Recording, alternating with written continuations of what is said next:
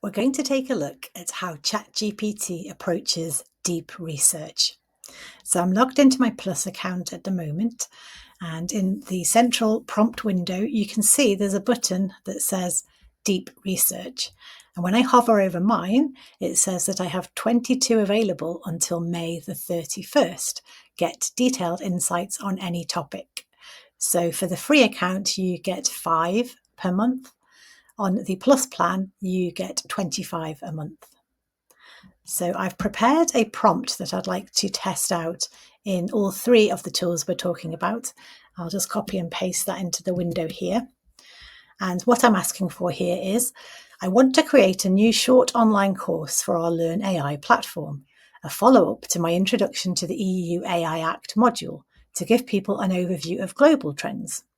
Compare how the EU, the UK, and the US each approach the regulation of AI models. What are the key similarities, differences, and implications for Isle of Man tech companies operating internationally?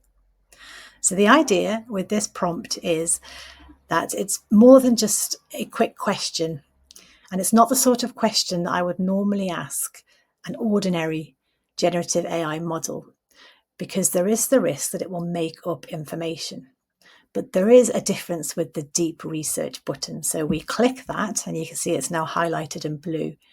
And what it will do when we run this is it will act independently and it will go off and investigate for us. It will run searches, find what it thinks are interesting sources, consider the question we've asked and come back with an answer.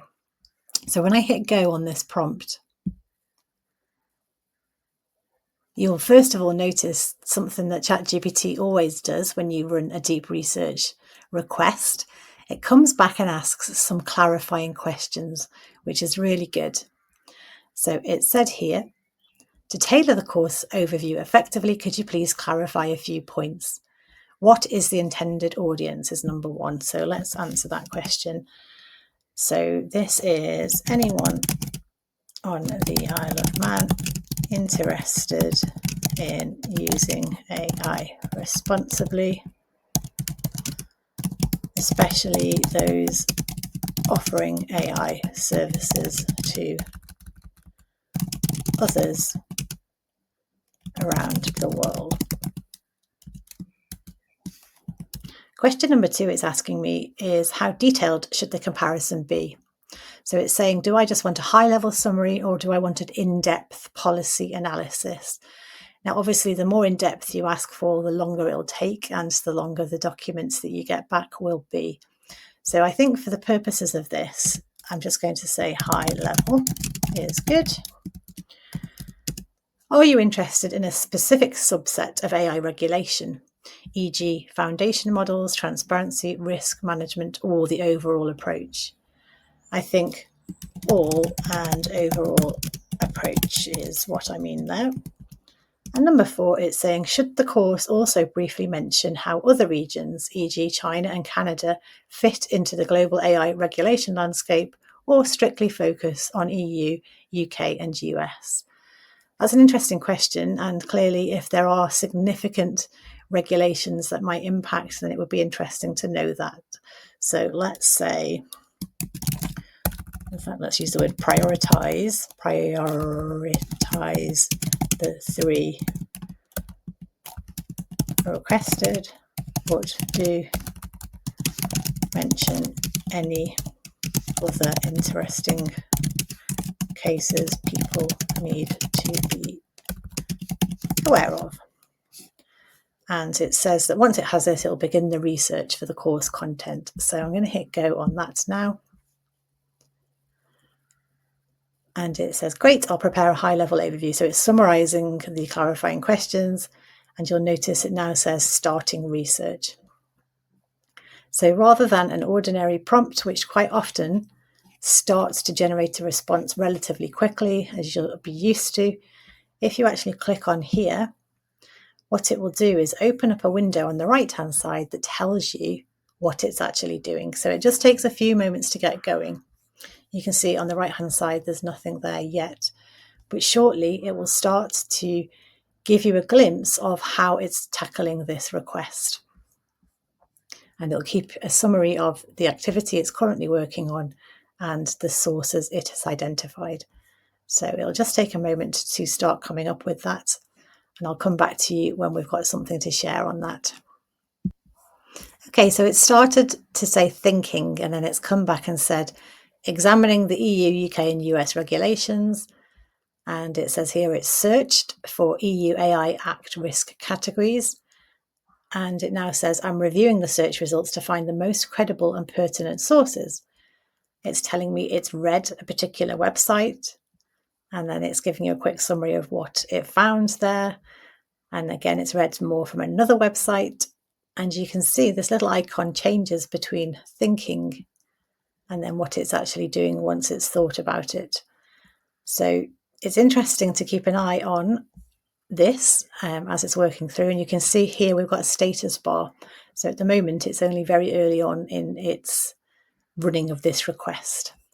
And this request can take quite a long time. I've had some, probably the longest is 10 to 15 minutes, but if you ask a really complicated research request, it can take up to half an hour, I've seen people say.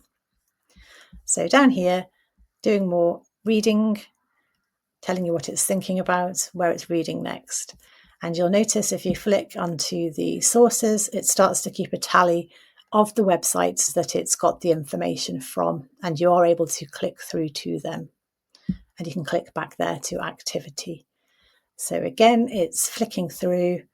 It says here, it's highlighting certain points it thinks are really pertinent for you to know, reading more on different websites there. And you can see again here, we've got the status bar. So without knowing how long this is going to take in advance, I'm going to pause again and come back when we've got a little bit more information to share. We're about halfway through by the looks of it now, and it's up to 12 sources. And I can see that it's referring quite often to this website, whitecase.com. Now, I've not come across that before, so it'll be interesting when it's finished to see if that was a credible source of data to be pulling this from. It is mentioning China and Canada here, and it's thinking, and it's saying it's searching for the comparison of the EU and AI and US AI regulation. So it looks like it is doing what I've asked here, piecing together the regulations, noting their approaches. So it all sounds logical. It sounds like it is doing what I asked, focusing on implications for companies within the Isle of Man. And it's even looking at images here. Let me see. The image at line 107 likely shows a pyramid. It's now reading a European website, and it's still thinking. So we're already up to several minutes, and it's at 15 sources now. So let's wait and see if anything more interesting comes up in the thinking process, and I'll highlight if so. Okay, it's just come to an end quite quickly at the end there. And it says, research completed in 8 minutes, 20 sources and 53 different searches. So you can see this is a very different mode to just asking a standard question in the generative AI tool. And you can see here the activity window, so nothing particularly new there. And the 20 sources are listed, although when you look at it, it's not actually 20 sources because you've got 1, 2, 3, 4, 5, 6, 7 there. But within it, so for example, this white case, there was 9 different hits. So it looks like maybe that's a site that has information about AI regulation, but we'd need to check if that's a credible source or not. As I say, I've not come across it before. But let's look at the report it's generated. So what it does, it goes away, thinks about it, finds all that information, and comes back and presents it in the report format here. Comparative overview of AI regulations in the EU, UK and US. And it looks like it's quite a long one. So if I just flick down so we can see, get a feel for how long it is. Yes, it looks like if I copied and pasted that into Word, it would be many, many pages long. So let's have a little quick dip in to see if it looks like it's answering the questions that I had. It's saying AI is evolving rapidly. Different jurisdictions have taken different approaches to regulating it, and in this report we'll compare. And we'll also consider what these differences mean for tech companies in the Isle of Man. And then it says, finally, we briefly mentioned emerging AI governance trends in other jurisdictions such as China and Canada. So the EU approach, it's picked up that it's the EU AI Act, which we already were aware of, and is highlighting that it's a risk-based approach and gives us the information about what those risks are, and is going through sort of the high-level overview here and then a summary of that approach, which is really helpful. So there's a framework. The philosophy is risk-based regulation. Transparency is strongly emphasised. Enforcement says it's centralised but broad. And it mentions that foundation models require attention. Then it's summarising the UK approach as pro-innovation. The UK has chosen a different path. Rather than an all-new AI law, the UK is relying on existing regulators and laws guided by a set of cross-sectoral principles. So again, this gives, or appears to give, an overview of what is happening in the UK. And it's saying here that there's no single AI law yet. Now, I don't know, I'm not an expert in this area if that's true or not, so we obviously would need to check. But it's saying here that there's a regulation white paper that went out in March 2023 and a follow-up policy response in February 2024. There's no mention of anything more recent there. So again, we'd need to question if it's looked at the right sources and found all the right information. But it's certainly giving us pointers of where to look to speed up that process. It's saying there's no mandatory risk categories yet. And it looks like it's quite helpful information here. It's pointing at the fact that there's no new regulator yet, so existing ones would be the ones like ICO and Ofcom, and the fact that there's a UK Office for Artificial Intelligence. And then it's saying the Isle of Man context here is the Isle of Man often aligns with the UK norms.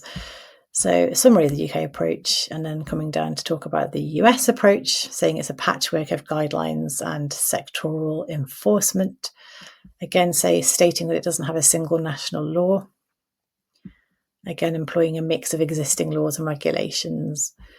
So again, not an expert in this area, we'd need to double check, but it looks like it's brought together some interesting things to follow up on here.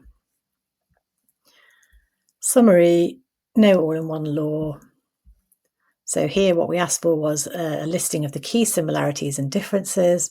It says, despite the differences, they do share some common goals in AI regulation, but they operationalise them in different ways.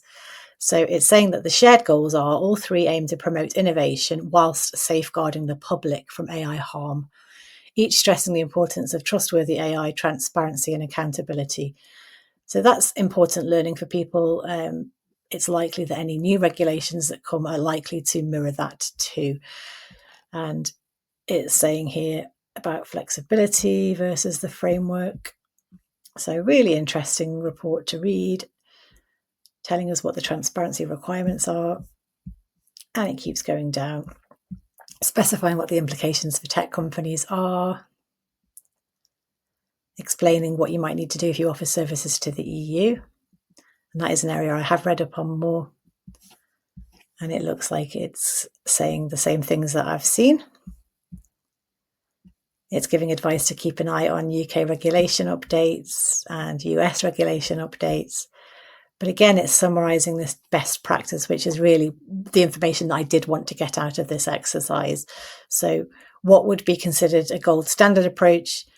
Building AI ethics and compliance programs that meet or exceed EU.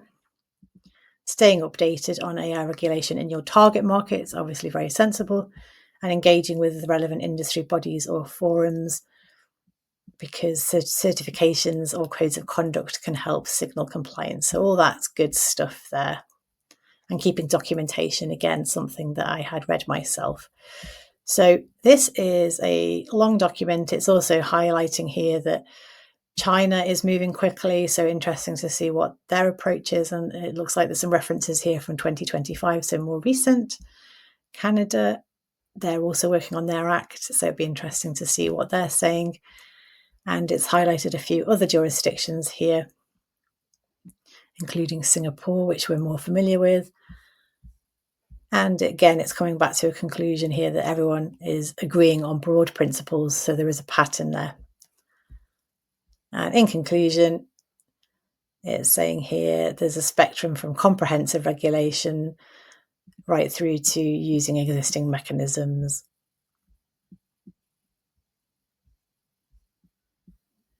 So in essence, it's coming back to here to say that we need to stay informed and adaptable. And there we go. We've got that document here.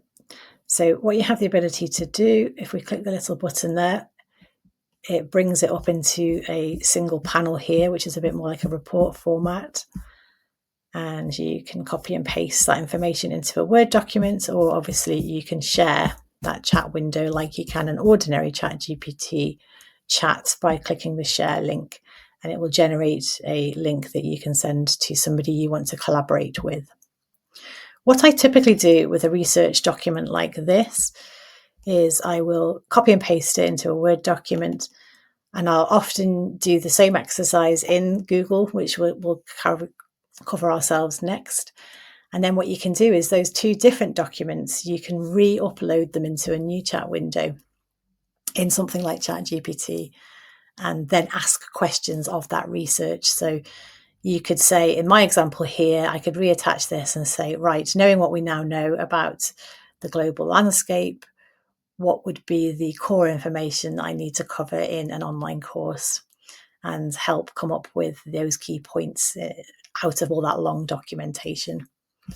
But you can see here, this is very different to just asking a question in ChatGPT. You're getting a lot more information. The key bit here is to think about, were they the right sources, and did it tackle it in the way that we wanted?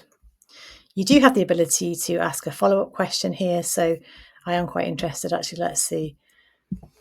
Why did you choose the website whitecase.com as one of your sources? And let's see what it says. Again, it says it's thinking about that.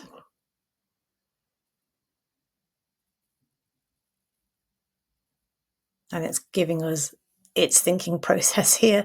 And it's saying that White & Case is a respected global law firm. And it's just thinking again, it's searching the web.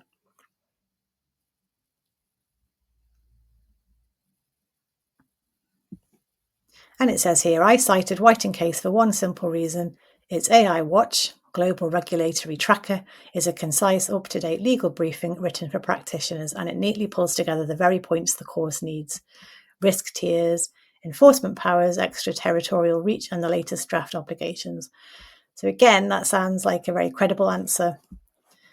And it's giving some examples here of why. Chosen because it's recent, reliable, legally rigorous, freely accessible, and it complements the official sources that underpin the module. So, yeah, I would agree with the logic there. Obviously, what I would do if I'm going to rely on this is click through. So you can hover over anytime it cites that to see specifically which page or which section it's referring to, and have a look to see if we agree that that is indeed a credible source. But that is ChatGPT's deep research mode and how it handles a relatively complicated request where we're looking at 3 different jurisdictions at a minimum and wanting to understand how they approach a particular topic. And it looks like it's done that for us in a relatively succinct manner, but certainly something that we can now use to create the document that we actually wanted to. I hope that's been helpful.